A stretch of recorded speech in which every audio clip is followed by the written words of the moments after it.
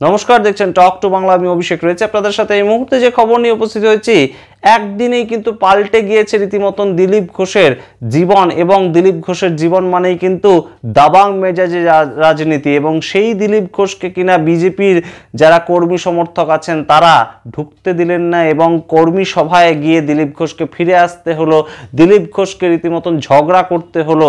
এবং দেখা গেল দিলীপ ঘোষ মেজাজ হারিয়ে বলছেন যে আমি একদিন গিয়েছি বলে আমার এই অবস্থা পার্টিতে। সুতরাং সম্পূর্ণ বিষয়টা কিন্তু এই মুহূর্তে ঘুরে গিয়েছে, এবং অনেকেই কিন্তু অন্তর্ঘাতের একটা বেশ খানিকটা গন্ধ পাচ্ছেন যে অন্যান্য কোনো লবি দিলীপ ঘোষের বিরুদ্ধে এইরকম ঘটনাগুলো ঘটাচ্ছেন না। তো সম্পূর্ণ বিষয়টাই আপনাদেরকে বলবো টক টু বাংলা। তার আগে আপনাদের স্বাগত জানাচ্ছি, আমি অভিষেক। এই মুহূর্তে দিলীপ ঘোষ কিন্তু একটার পর একটা চমক দিয়ে চলেছেন রাজ্য জুড়ে, এবং রাজ্য রাজনীতি কিন্তু তাই নিয়ে তোলপাড় হয়ে গিয়েছে। গত কয়েকদিন আগেই আমরা দেখেছিলাম এপ্রিল মাসের শেষ সময় দিলীপ ঘোষ সরাসরি বিয়ের পিড়িতে বসলেন। 61 বছর দিলীপ ঘোষ। তখন থেকেই দিলীপ ঘোষ কিন্তু একদম আবার যেন একটা আলোচনার কেন্দ্রবিন্দুতে উঠে এলেন। যে আলোচনার কেন্দ্রবিন্দুতে দিলীপ ঘোষ ছিলেন রাজ্য রাজনীতিতে 2016 সাল থেকে আসার পর থেকে, তার অসংযত ভাষা প্রয়োগ কিংবা তার যে রাজনীতি করার স্টাইল, তার বিভিন্ন ধরনের বক্তব্য, এইটার ভিত্তিতে কিন্তু দিলীপ ঘোষ একটা প্রচারের আলোতে সবসময় থাকতেন। তাকেও ফলো করতো সবসময় ক্যামেরা, মাইক, বুম এরা।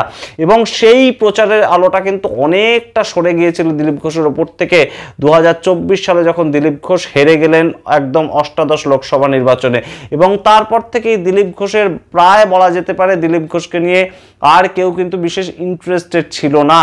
এবং এই মুহূর্তে সুকান্ত শুভেন্দুর যে জুটিটা ছিল সেটাকে নিয়েই কিন্তু বিজেপি এগিয়ে যেতে চাইছিল, এবং দিলীপ ঘোষ একদম কিন্তু সাইড লাইন হয়ে গিয়েছিলেন। সেখান থেকে আবারও কিন্তু একদম আলোচনার কেন্দ্রবিন্দুতে এলেন দিলীপ ঘোষ তার বিয়ের সূত্র ধরে। এবং সেখানেই কিন্তু থেমে থাকলেন না তিনি। দীঘার যে জগন্নাথ ধাম কালচারাল সেন্টার মুখ্যমন্ত্রী একদম রাজ্য সরকারের টাকায় তৈরি করেছে, হিটকোর টাকায় তৈরি করেছে, সেখানে কেন বিজেপির প্রাক্তন রাজ্য সভাপতি গেলেন সেটা নিয়েও কিন্তু বিতর্ক শেষ ছিল না।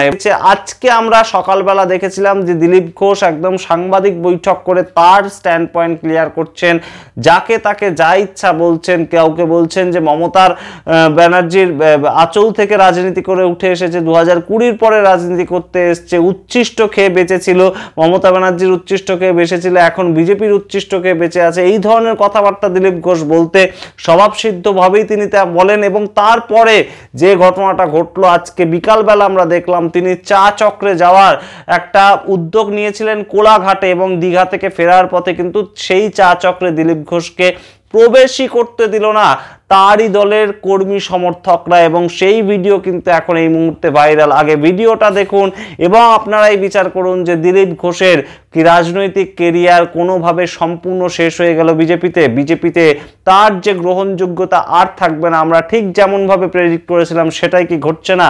আপনারা দেখুন আগে ভিডিওটা।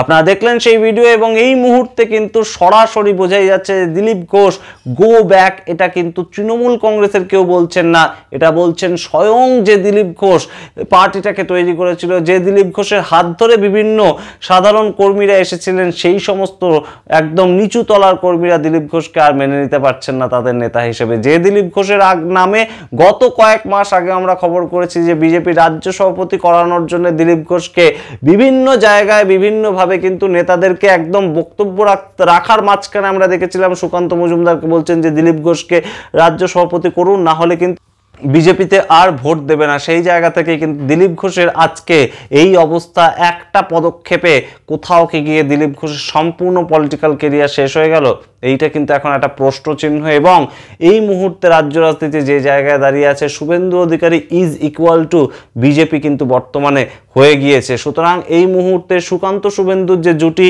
তারা যদি দিলীপ ঘোষকে এইভাবে একদম বাদ রেখে আগামী দিনে রাজনীতিটা নিয়ে যেতে চায়, তাহলে আমরা গতকালকের ভিডিও থেকে বারংবার যে কথাটা বলে এসেছি যে দিলীপ ঘোষ যদি রাজনীতি থেকে সরে যান, কিংবা তিনি যদি তৃণমূল কংগ্রেস জয়েন করেন, কিংবা তাকে যদি বিজেপি ছেঁটে ফেলতে চায়, দুটো ঘটনার মধ্যে যে কোনো ঘটনাও যদি ঘটে, অর্থাৎ বিজেপির মূল ফেস যারা যারা ছিলেন তাদের মধ্যে যদি দিলীপ ঘোষ না থাকেন, তাহলে কিন্তু বিজেপির যে গ্রহণযোগ্যতা সেটা আর পশ্চিমবঙ্গে আবারও পুনঃপ্রতিষ্ঠা হবে না। এবং যে কথা বারংবার আমরা বলছি সেটাই কিন্তু আমরা দেখলাম যে কর্মীদের মধ্যেই নেতাকে নিয়ে একদম একটা অসন্তোষ তৈরি হয়েছে। এবং যে নেতা এখনো পর্যন্ত দল ছাড়ার কোনো কথাই বলেননি, কিন্তু তিনি একটা পদক্ষেপ নিয়েছেন, তিনি মন্দিরে গিয়েছেন, তিনি মুখ্যমন্ত্রীর পাশে বসে চা খেয়েছেন এবং কিছুটা সময় কাটিয়েছেন, তাতেই কিন্তু বিরাগ ভাজন হয়েছেন দিলীপ ঘোষ।